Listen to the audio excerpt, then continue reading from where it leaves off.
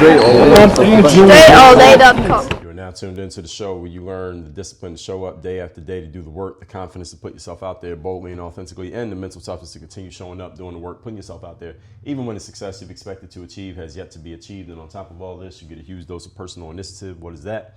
That's the go-getter energy that moves any one of us, including yourself, to go and make things happen instead of waiting for things to happen. And then we put all this together into a series of frameworks, approaches, insights, strategies, and techniques all underneath the umbrella of one unified philosophy that is called Work on Your Game. My name is Dre Baldwin, also known as Dre All Day, and welcome to the show. And today's topic is, we are on part 3 of our 3-part mini-series, Why MAGA is Great, Amazing, Perfect, Stupendous for the United States of America. Before we get into this, I remind you of a couple things. First of all, my text message number is down below in the description to this episode.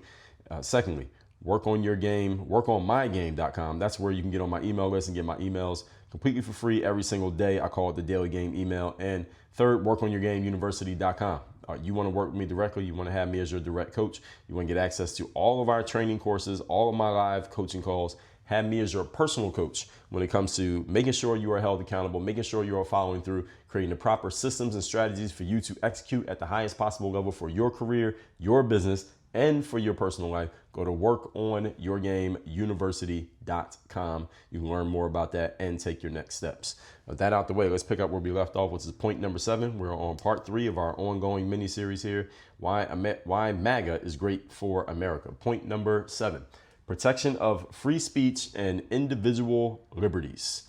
Protection of free speech and individual liberties. Now, free speech, we know that it's the First Amendment of the Constitution, or at least most of you know that, is the First Amendment for a reason, because it was the most important factor when it came to people coming to America and America becoming America. People having freedom to say what they want to say, practice what they want to practice without interference, especially from the government or from whoever was in charge.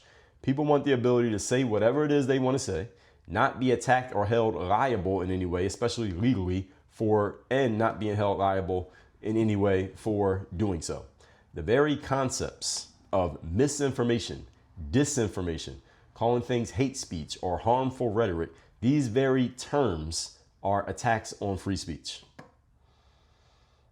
Let me say that again. These very terms, misinformation, disinformation, hate speech, harmful rhetoric, these are all attacks on free speech, because you're taking someone's saying what they want to say for whatever reason that they're saying it, and you are demonizing it in a way that there's something wrong with what they said. You may disagree with what someone said, but that doesn't mean that what they said is somehow going against any kind of law or rule, or that there should be created any type of law or rule in order to curb, curtail, or stop or punish someone for saying things that you just happen to disagree with. If you are a member of a certain religious group and people want to trash your religious group, they have a right to do that. Calling it hate speech is a step in the direction of making it seem as if this is some type of lawless behavior and criminalizing it. And again, I told you, there are countries in the world where if you say something that is deemed hate speech, they actually do take you to jail. They actually treat it as a crime. And America looked like it wanted to start heading in that direction. And there are still people in America who actively are looking like they want to move things in that direction because they are hearing things that they don't like. But this is a bad idea, it's an extremely slippery slope. And even if you start that concept under the guise of I want to stop people from saying things that I don't like, it's only a matter of time before things that you want to say become criminalized as well. And you're the one who set this up. We don't want this to happen. Donald Trump's ascension, a second time to being president, is a protection of free speech where you can say things that people may not like, but there's not going to be any advancement on criminalizing of those things. All right, the very concepts, again, as I said, these are all attacks on free speech. Misinformation, disinformation, hate speech, harmful rhetoric, just the fact that we're even accepting those labels. This is why I believe I did an episode on this. I know I wrote articles on it, but let me make sure. I think that I did, but let me check. No, I didn't do an episode on this, but this whole concept of hate speech is not a real thing. There's no such thing as hate speech. If I hate you and I want to let you know that I hate you, then I just hate you. That's just how I feel. That's free speech. That's not hate speech. It's free speech. All right, I'm free to be a hater if I want to be a hater. I did a whole episode 2047. Let misinformation spread far and wide. Misinformation. I put that in quotation marks. It's okay if someone has bad information. Whether they know that it's bad or they don't know, you should let it spread. Because if it's actually misinformation, it will expose itself. That's the way it works. That's the way the free market works. If someone has a trashy product, you shouldn't take them to court to keep them from selling the product. You should let them sell the product, and it's going to become obvious that it's trash as soon as it meets with the consumer. That's the way the open market works. It's the same thing when it comes to ideas, speech, thinking, and rhetoric. If you are saying something is nonsense, the public will expose your nonsense as nonsense as soon as it meets with the real world. That's the way it works. But us putting regulations in place to stop people from saying what they want to say, I'm completely against this concept. So if you remember the COVID scamdemic from back in the day, all right, you remember how much of your civil liberties were stripped away from you, and depending on where you live and how you live, maybe more or less. And how many people so easily and so quickly fully complied with everything that was demanded of them during the scamdemic when we were the ones who should have been making demands, not responding to them. Donald Trump and MAGA are all about allowing people free space to say whatever it is that they wish to say, to live how they want to live. And they understand that with this come possible criticism, because when you let people live how they want to live and say what they want to say, somebody might say or do something crazy. That's the trade-off. Because any reasonable and logical human beings understands that criticism is part of the game and is the penalty of being a leader, that there are criticisms that are going to come with anything that you do. And when you allow people to live how they want to live, somebody's going to do something crazy and they're going to try to blame it on you. That's part of the game. What I found is that Donald Trump's political opposition would rather silence any voice that goes up against anything that they want to say, rather than just saying, hey, let everybody say what they want to say and let's just have an open market of ideas. That's the way it's supposed to be. The marketplace of ideas means everybody brings their ideas to the square. And if your ideas are any good, it will be clear. And if your ideas are trash, it will also be clear. But we're not going to block anybody from coming into the square. We don't let everybody come into the square. And whatever you got, you got. And whatever result you get, you get. That's the way it's supposed to work. So I'm not a fan of blocking anybody from saying anything, even if I staunchly and strongly disagree with what they're saying. Moving on to point number 8. Today's topic, once again, is why MAGA is great for the United States of America. Number 8, defense of the Second Amendment. So we just talked about the First Amendment. Now let's talk about the second one. The Second Amendment allows you the right to bear arms, in short. First Amendment says you can speak freely. The next Amendment says you can bear arms and use them if and when necessary. The basic foundational reason why the Second Amendment exists is so that the everyday citizen or a group of everyday citizens could, if necessary, take up arms and defend itself against a tyrannical government. That's the reason why the Second Amendment exists in general. Again, I'm speaking very broadly. It exists for the reason that the government could get out of control if it gets too much power and it gets too drunk on its authority. That if we allow the Second Amendment, which means every citizen can have their own gun, the government can't get too out of control because there are not enough people in the government to beat back all the citizens if they all have guns. So basically, the Second Amendment becomes a system of checks and balances for the government itself, because the government can't get too crazy knowing that you got X number of citizens who all have guns too, and they're going to fight back. That's why the Second Amendment exists. And the fact that many Americans can decide to have and then have in reality a gun, as I just explained, keeps the government from overreaching and it keeps the government from getting out of line because they know better. Some of you may think that this is some back in the day shit that I'm talking, but it's a very real thing. And when the government knows that it cannot simply bully its citizens into anything, it acts with caution and in a measured way in its movement, because it knows that the citizens will eventually push back and they don't have the manpower to force compliance. Speaking of that COVID scamdemic from several years ago, do you know what areas of America lifted their restrictions first? Any of you have a guess? All right, the answer is the conservative areas, the red areas. The red areas of America are the places where the COVID scamdemic regulations, such as masking, such as social distancing, such as staying away, such as don't gather at church, such as don't leave your house. The places where those regulations got lifted first were all the red areas. Now, here's my theory on why the red areas were the places where the restrictions got lifted first. Not because these people don't believe in science and can't possibly get sick. It's because those are the areas where people have guns. And the government understood, okay, we can't keep telling these people what to do but for so long, because they're going to start fighting back. That's my theory as to why the regulations lifted first in the red areas, because those people are not going to just accept whatever they're being told. That's what it is. Whereas people on the politically left areas, the blue areas, Those are the people who want the government telling them what to do, and they gladly did everything the government told them to do during the scamdemic. Not a fan. I'll just say not a fan. I've talked about that a lot here on the show. If you want to hear what I had to say about the COVID scamdemic, let me refer you to a few episodes. I gave you 2 episodes, 2005, 2006, fallacies that were exposed by COVID. That was episode 2005 and 2006. Episode 1839, get over your COVID fear. I talked about it there. And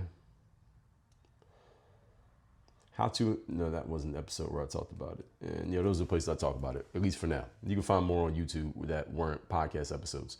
So, as I said, the government can become, if a government knows that its citizens cannot and will not fight back against anything that the government does, the government will become corrupt sooner rather than later. As we know, absolute power corrupts absolutely. You give anyone absolute power that is completely unchecked, eventually they will become tyrannical. This is just natural human nature.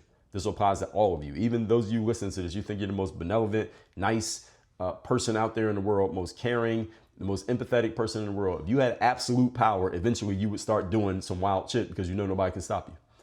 Again, it's human nature. As long as you're human, that would happen. And you look around the world, you'll find examples of this. See what New Zealand was doing during COVID. If you don't know, look it up.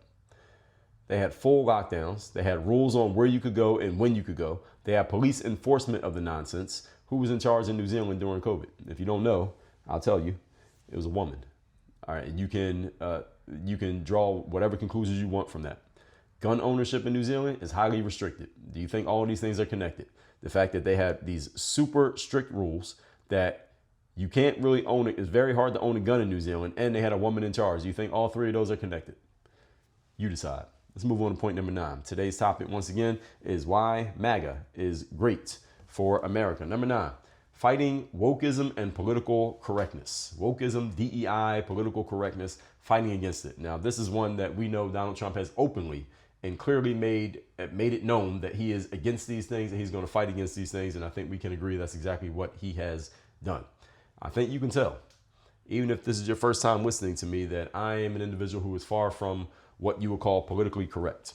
And one of the main drivers for me being and remaining an entrepreneur is that I want complete freedom to say whatever the hell that I want to say and to say it publicly as loudly as I wish and as often as I wish. So being an entrepreneur puts me in that position because I have no one to whom I answer, which means anything that I say, if somebody doesn't like it, there's not really anything you can do about it.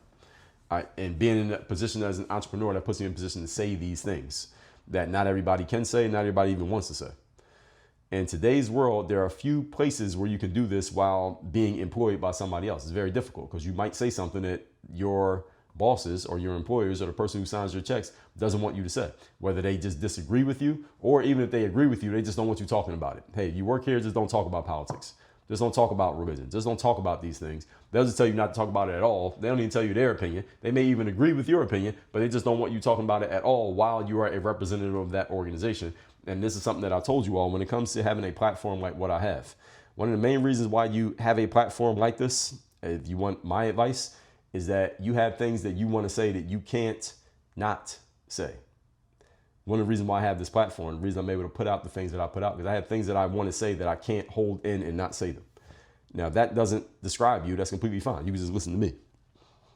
But I have things that I absolutely have to say. So I couldn't be in a position where somebody was telling me, well, you can talk about this, but you can't talk about that. Or you can talk about this, but only in this way, but you can't talk about it in that way. I can't deal with that. All right, that's one of the reasons why I'm in the position that I'm in. I do this intentionally. I'm in this position intentionally so that I have the freedom to do what I want to do. And I'm also not a fan of wokeness. So let's be clear what wokeness is, because I see sometimes people push back on anyone questioning wokeness saying, well, can you define wokeness? Wokeness is defined as being highly sensitive to inequalities, particularly with relations to race and gender. That's what being woke is, that you are very aware of inequalities happening in society, specifically around race and gender.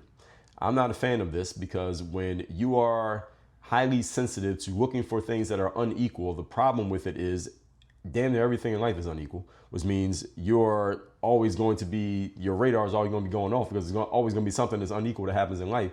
And if you're looking for it around the subjects of race and gender, you're going to find plenty of it, and then you can emotionalize it, and then you can make it into some type of crusade, like, hey, women don't have rights, or black people are being held back, or white supremacists this, and Donald Trump's a racist that, and then you just become either a race hustler or just a continual complainer, which is usually a combination of both. And these people are annoying, and I've already broken down in detail why I'm not a fan of these individuals. If you want to hear what I had to say about the race hustler, listen to episode 1824. I broke it down in detail. Who the race hustler is, what exactly they do, and why they are useless members of society, why they need to go away. I've explained this in detail. So, inequality, as I've already explained, is a part of life. It is baked into the fabric of humanity. Everyone has qualities that favor them, and there are also aspects of life in which you do not have the advantage. You actually are at a disadvantage.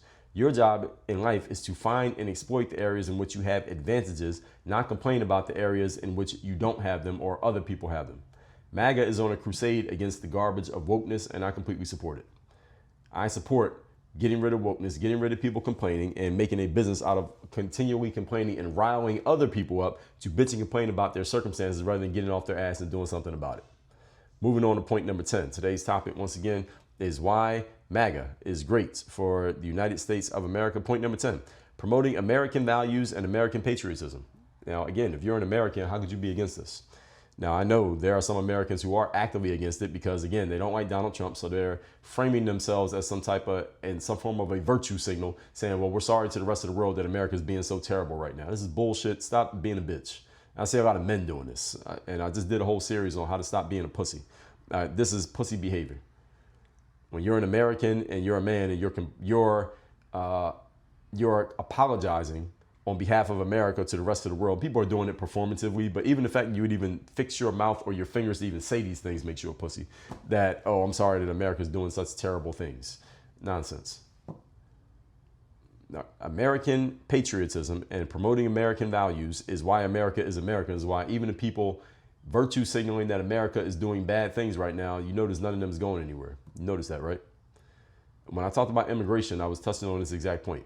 The values of any country are diluted when you allow too many outsiders to come in without regulations and enforcing standards on them or any form of forced assimilation. If you don't force it, then people come in doing what they want to do. And before you know it, the very fabric of what you used to be no longer exists. That's happening in America right now. Which is why when Donald Trump came around in 2015 and he said America first and we're going to stop bringing all these immigrants and stop the flow of outsiders into our country, there were a bunch of Americans who immediately attached themselves to his message, and they have not detached themselves since in 10 years. Why? Because he was speaking right to the essence of what a lot of them were thinking, but they needed somebody to come and say it out loud. And for 10 years, they've been connected to that message. You notice he's still talking about it, right? For 10 years, he's been pushing that message. And for 10 years, he's had a bunch of fans that are devoted to him just for that point alone. Nothing else that he says, nothing else that he does.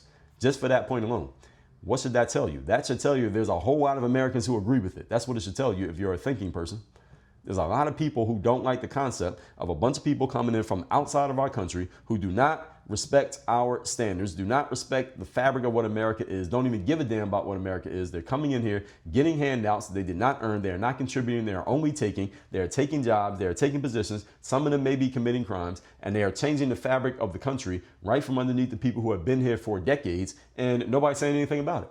Donald Trump came along and said something, and boom, he got a whole fan base just for saying it. That's all he had to do. He just had to say it all out. That's all he had to do. And look how many fans he has now. Do you think that was a coincidence? It was not, ladies and gentlemen. And again, whether you agree with it or not, that's not what I'm asking you. I'm asking you to think how many people were already believing what Donald Trump came out and said. You know the answer by looking back to how many people connected themselves to him as soon as he said it. Again, it was 10 years ago that he said it. They're still connected to him 10 years later. After all the things that have happened with and around him, still connected to him 10 years later because that message mattered that much. That's what you need to understand. And many of you who are TDS sufferers, Trump derangement syndrome sufferers, you cannot detach from your emotions long enough to logically understand the value of the point that I'm emphasizing to you right now. There's a lot of Americans who do not like the fabric of our country being changed by so many imports, being people being brought into this country and changing the basis of what it actually means to be America or American. Now, you can push back against it all you want, but you should understand there's a big group of people who are completely aligned with that. As I explained earlier, you have a glass of water and you pour milk into it. Eventually, it's not water anymore. It's also not milk.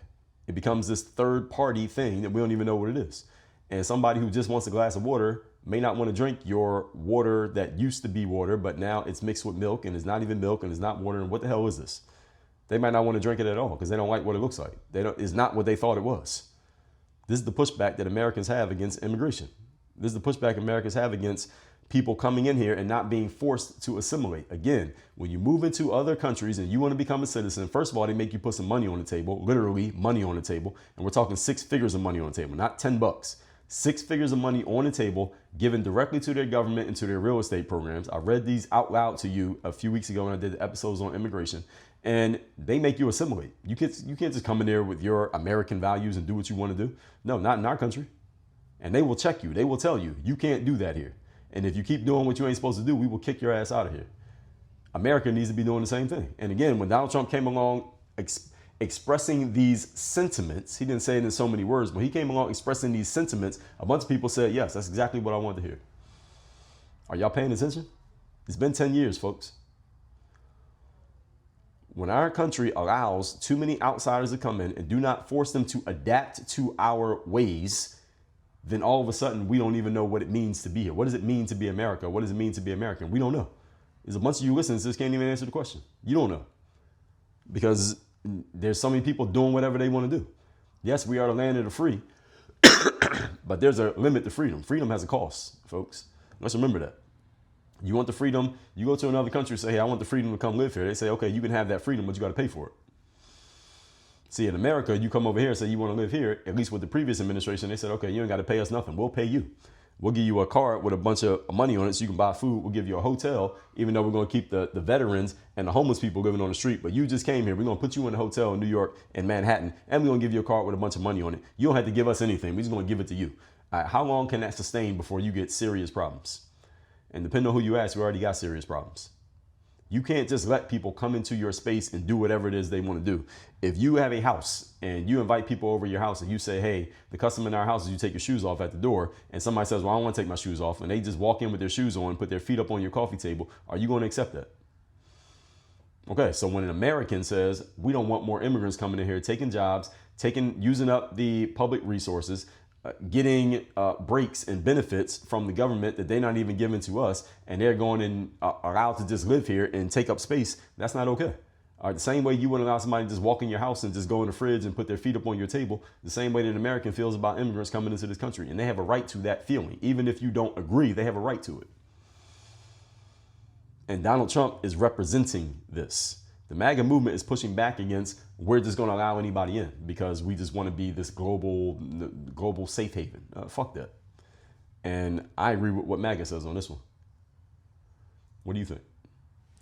All that said, let's recap today's class, which is part number 3 of our 3-part mini-series, Why MAGA is Great for America. Number 7, protection of free speech and individual liberties. I do not like the concepts of misinformation, disinformation, hate speech. These are stepping stones towards policing speech, and I'm not a fan of that, will never be. Number 8, defense of the Second Amendment. And the reason the Second Amendment exists is to keep the government in check. When governments are not held in check, they can become tyrannical. Look what happened in many countries during COVID. Number 9, fighting wokeism and political correctness. This whole concept of being very aware of inequalities and bitching about inequalities and building businesses around inequalities. I've never been a fan of it. You heard me trash these people for years, and I will continue to trash them as long as they exist. And hopefully MAGA is pushing them into inexistence as we move forward. And number 10, promoting American values and patriotism, representing the country. What does the country actually mean? What does it mean to be a member of this country? That has been lost over the years, and MAGA is looking to reestablish it. And I'm a fan of that because I'm an American, and I was born here in America. My family's here from America, and I plan on being here in America. And there should be some clear standards, rules, and parameters and expectations of what it means to be an American. I feel like we have been losing that, and MAGA is trying to bring it back. All that said, ladies and gentlemen, make sure you go to workonmygame.com. Get on my email list so you're getting my emails for free every single day. And then go to workonyourgameuniversity.com so you can have me as your direct coach. Work with me directly to access all of our trainings, all of our courses, all of our programs, and me as your direct coach. That's at workonyourgameuniversity.com. Work on your game. Dre, all